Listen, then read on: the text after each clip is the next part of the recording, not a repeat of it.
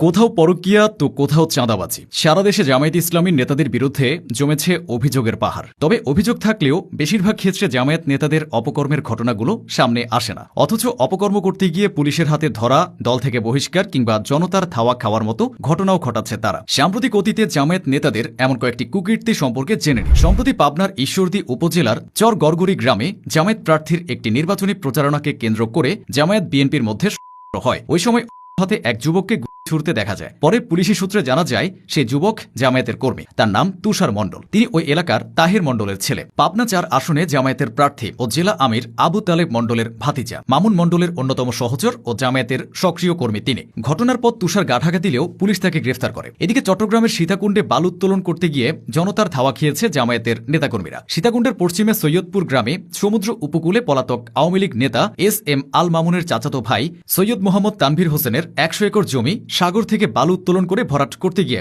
রোশানলে পড়েন তারা। জনরোষের শিকার হওয়া ব্যক্তিরা হলেন কুমিল্লা ইউনিয়ন জামায়াত নেতা জসিম উদ্দিন ও পৌরসভা জামায়াত নেতা কমিশনার রেহান উদ্দিন। মসজিদের মাইকে ঘোষণা দিয়ে প্রায় ৪-৫শত গ্রামবাসী একত্রিত হয়ে তাদেরকে ধাওয়া দেয়। তবে এই ঘটনার দায় নিতে নারাজ চট্টগ্রাম জেলা জামায়াতে ইসলামী। এদিকে বগুড়া সদরের হিন্দু পল্লীতে গিয়ে বয়স্ক ভাতার কার্ড করে দেওয়ার প্রতিশ্রুতি দিয়ে ৫০০ করে টাকা নেওয়ার অভিযোগে এক জামায়াত কর্মীকে আটক করেছে পুলিশ। গ্রেফতারকৃত ব্যক্তির নাম মোহাম্মদ মোকসেদ আলী। তার বাড়ি বগুড়া সদরের ফাঁফর ইউনিয়নের ইসলামপুর হরিগাড়ি উত্তরপাড়ায়। চাঁদা নেওয়ার সময় হিন্দু মহল্লার ভোটারদের জামায়াতের নির্বাচনী প্রতীক দাঁড়িপাল্লায় ভোট দেওয়ার জন্য প্রলুব্ধ করেছিলেন জামায়াতের ওই কর্মী। এ তো গেল ছোটখাটো চাঁদাবাজির ঘটনা। ২০২৪ সালের ৫ই আগস্টের পর পরিবেশ অনুকূলে থাকায় দেশের বিভিন্ন জায়গায় জামায়াতের নেতাকর্মীরা চাঁদাবাজিতে যুক্ত হয়েছেন, যেগুলো সেভাবে আলোচনায় আসে না। ২০২৫ সালের জুলাইতে কুড়িগ্রামের রাজীবপুরে মামলা থেকে রক্ষার নামে বাবু মিয়া নামে এক ব্যবসায়ীর কাছ থেকে ৫০,০০০ টাকা চাঁদা দাবির অভিযোগ উঠেছিল এক জামায়াত নেতার বিরুদ্ধে। অভিযুক্ত জামায়াত নেতার নাম আনিসুর রহমান। তিনি বাংলাদেশ জামায়াতে ইসলামীর অঙ্গ সংগঠন শ্রমিক কল্যাণ ফেডারেশন